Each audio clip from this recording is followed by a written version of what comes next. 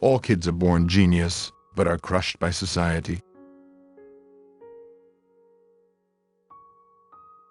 As individuals, we can make a difference, whether it is to probe the secrets of nature, to clean up the environment and work for peace and social justice, or to nurture the inquisitive, vibrant spirit of the young by being a mentor and a guide. For those who believe, no explanation is necessary. For those who do not believe, no explanation will suffice.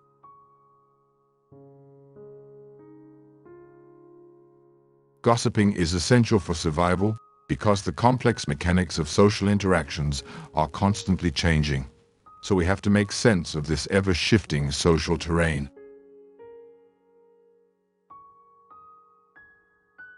However blessed we are by fate with different abilities and strengths, we should try to develop them to the fullest, rather than allow them to atrophy and decay. Human society is extremely sophisticated, much too involved for the developing brains of young children. So children run simplified simulations of adult society, playing games such as doctor, cops, and robber, and school.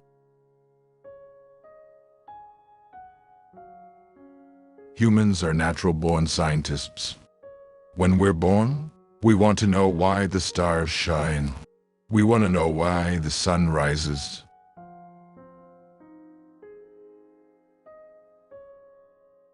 I believe that science is the engine of prosperity, that if you look around at the wealth of civilization today, it's the wealth that comes from science.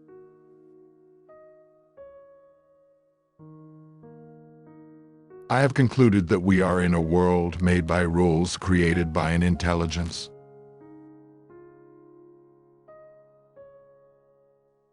In the future, the internet might become a brain net where we send memories, feelings, and sensations.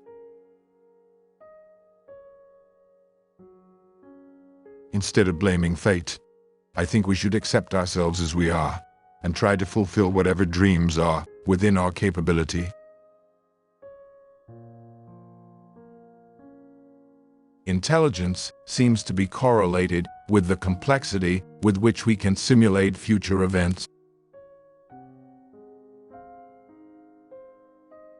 It seems that the one characteristic most closely correlated with success in life, which has persisted over the decades, is the ability to delay gratification.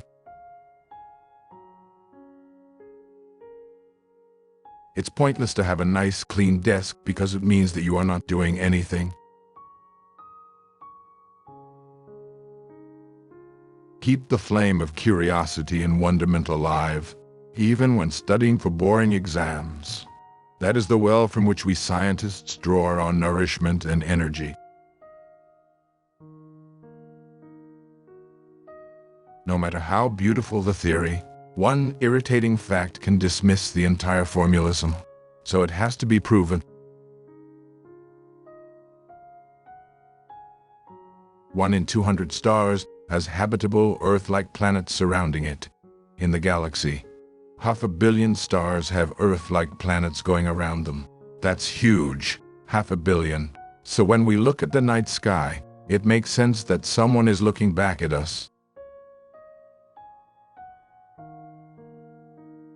Physicists are made of atoms. A physicist is an attempt by an atom to understand itself. Science, however, is never conducted as a popularity contest, but instead advances through testable, reproducible, and falsifiable theories.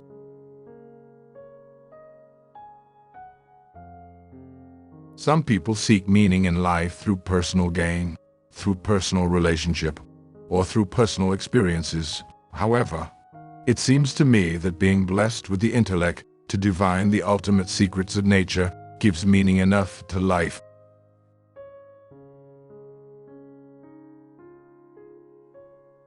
Talent hits a target no one else can hit. Genius hits a target no one else can see. The brain weighs only 3 pounds. Yet, it is the most complex object in the solar system.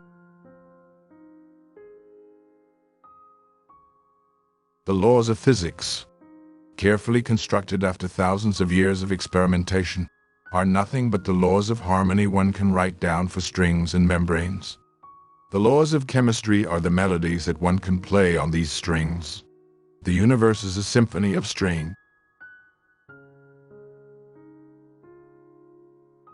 The quest for a quantum gravity is one of the greatest unsolved problems in all of science. There is so much noise on the internet, with would-be prophets daily haranguing their audience in megalomaniacs trying to push bizarre ideas, that eventually people will cherish a new commodity, wisdom. There's no reason why we cannot become smarter, more perfect, and maybe even live longer. To understand the precise point when the possible becomes the impossible, you have to appreciate and understand the laws of physics. Virtual reality and augmented reality will change the way we shop. We have learned more about the brain in the last 15 years than in all prior human history. And the mind, once considered out of reach, is finally assuming center stage. We have to realize that science is a double-edged sword.